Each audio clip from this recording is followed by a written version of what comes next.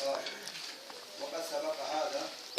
وأما أن الإيمان هو التصديق فقط فقد سبق لنا أن هذا فيه نظر، وأن كل ما سبق مما ذكره المؤلف في هذه العقيدة المباركة هو من الإيمان.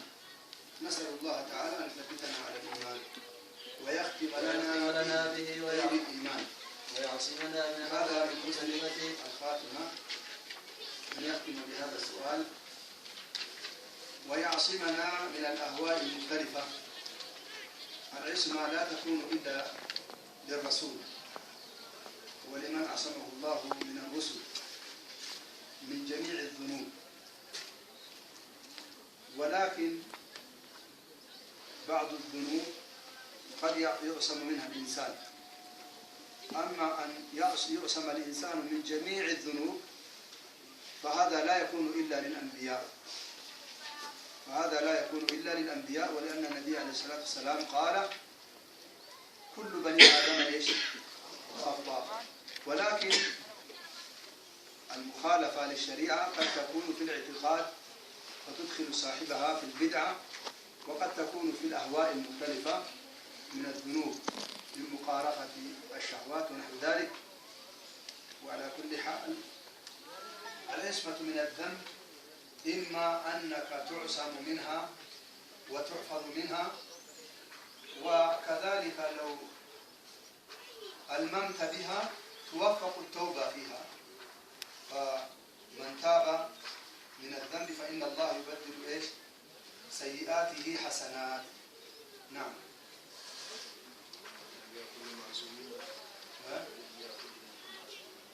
كجد من إسان كيسر كجد من عثمان أنبياء كيسر. نعم. بيان سوء ملك معصية غريب لما فيه من جملة الدعاء، لكن لا تعتقد أن الإنسان معصوم من الخطأ جدا جدا. نعم. والآراء المتفرقة والمذاهب الردية. رأي قرتني متفرقة قرى إذا أما اللي مذهب قرى مثل الباس. والمذاهب الردية أي الرديئة، مذهب جليل معرفة يوجد السافلة التي لم تنبني على الأدلة الصحيحة.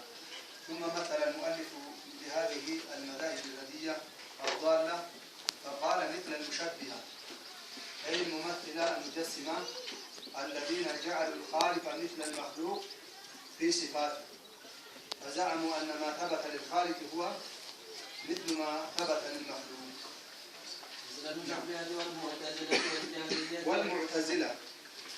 والمعتزلة هم أرادوا في زعمهم تنزيح الله عن القبائح، وقالوا إن الله سبحانه لم يقدر على العباد أفعالهم، وكيف يقدر عليهم ثم يعذبهم عليها. فبدعوى التنزيه وصلوا إلى ما وصلوا إليه من البدعة.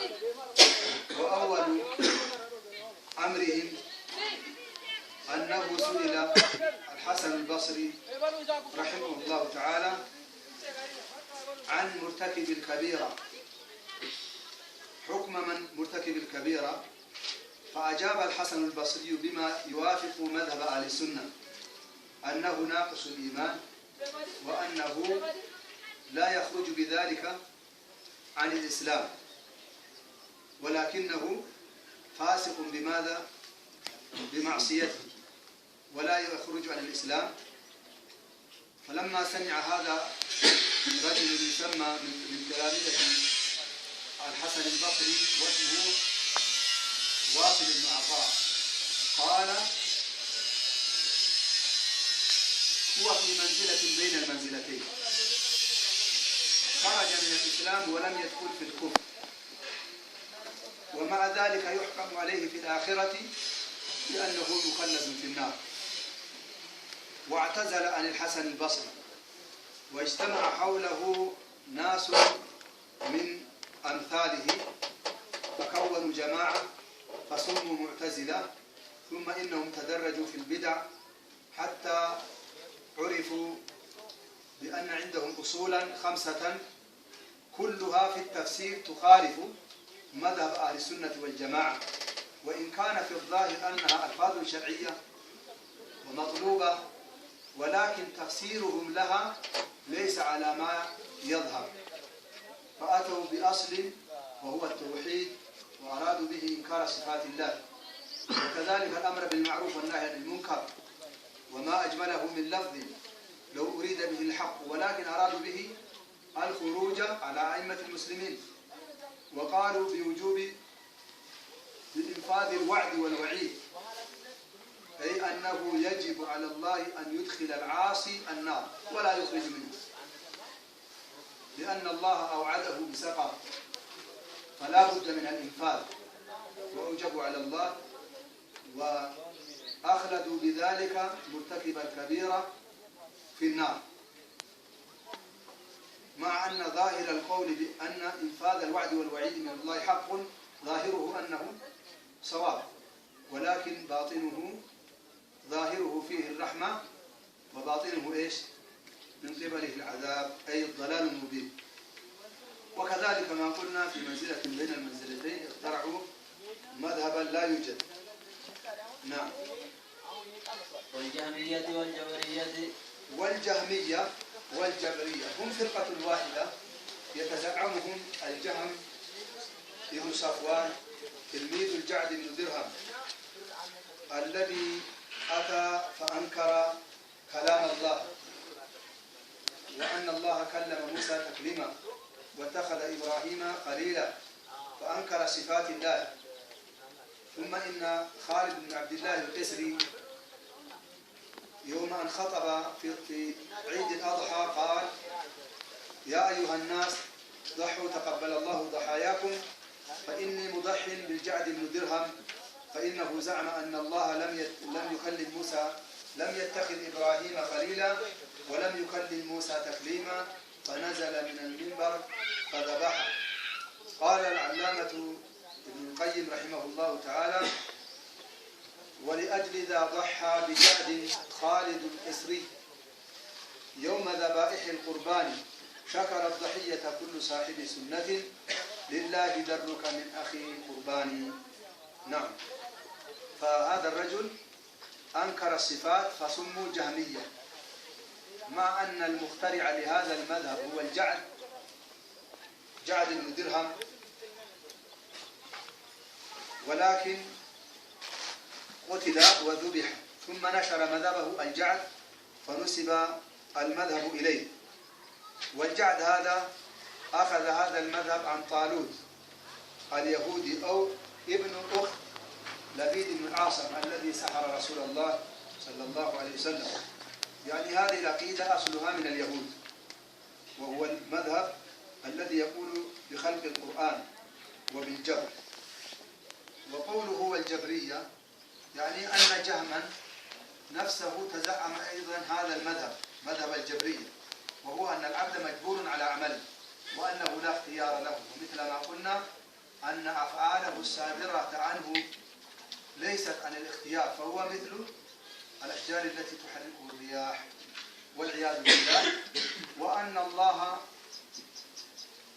أجبر العبد على عمله ثم عذبه على عمله.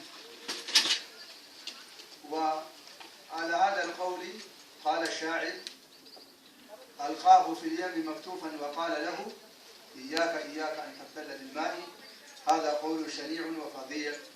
فالجهم بن درهم تنسب إليه الجهمية الذي يعني إنكار صفات الله، نفي صفات الله وتعطيلها، وينسب إليه الجبرية الذي يعني أن العبد مجبور على عمله. وكذلك إيش؟ بقي شيء ثالث، المرجئة أو الإرجاء الذي يعني أن الأعمال لا تدخل في مسمى الإيمان، وأنه لا تضر بعد إيش؟ الإيمان ذنب. هذه الفرق الثلاث ماذا؟ تنتسب إلى جهم درهم، فهو أصل كل بلاء. أجبت لشيطان دعا الناس جهرة إلى النار واشتق اسمه من جهنم، والعياذ بالله. نعم. والقدر القدرية وغيرهم. القدرية أي الذين نفوا القدر، وأما الجبرية أثبتوا وغالوا في إثباته. والقدرية أي الذين نفوا القدر وزعموا أن العبد مستقل بفعل نفسه وأنه يخلق فعل نفسه. نعم. وغيرهم من المذاهب الضالة، سواء في السلوك أو في العقيدة أو في الأخلاق والعبادة أو في المعاملات.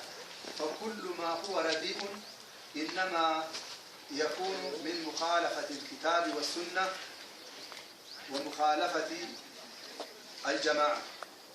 نعم. من الذين خالفوا السنة والجماعة. نعم. أن كل من خالف على السنة والجماعة فهو يدخل في هذه الفرقة الضالة. نعم. وحالفوا الضلالة أي وافقوا مذهب الضلال. ونحن منهم براء.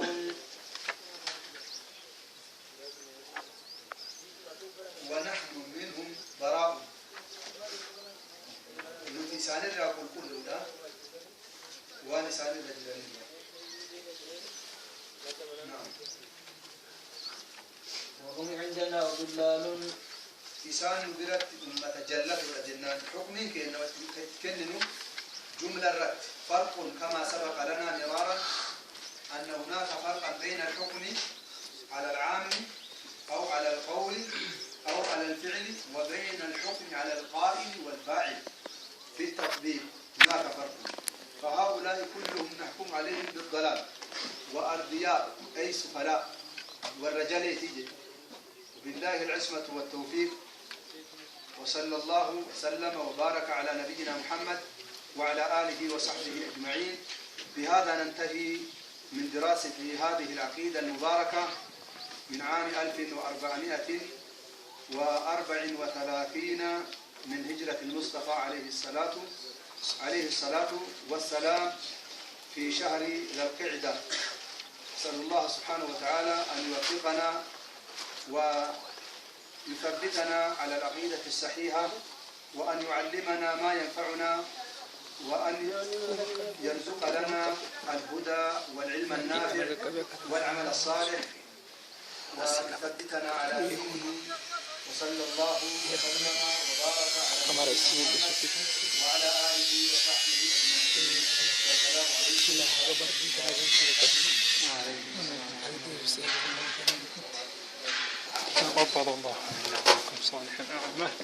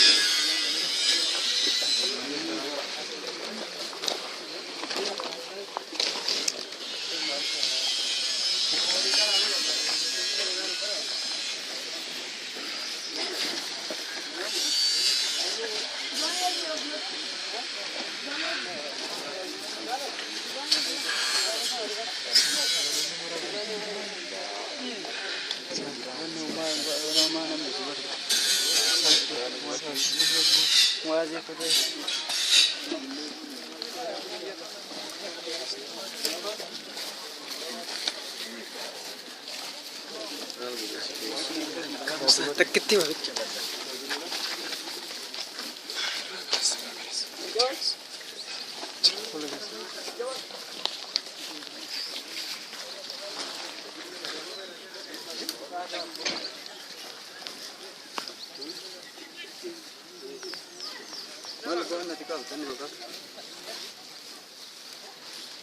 مثلا جرتين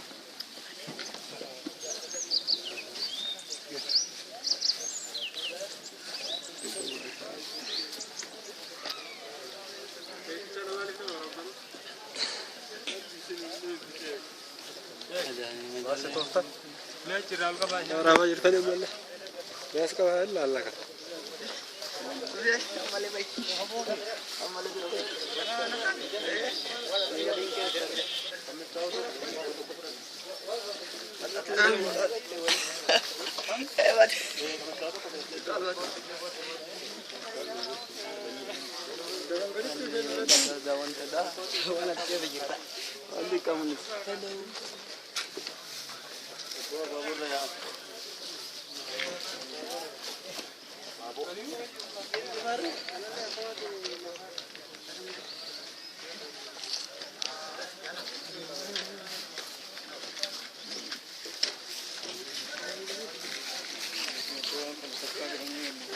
لا إله إلا الله. Boleh rewat makan apa?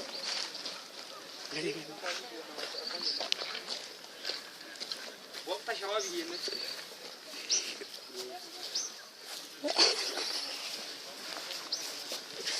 لا حول ولا قوة. كم فول سيبقى عم بودي أبغى جبوه ذكرنا كثيرا. أقيد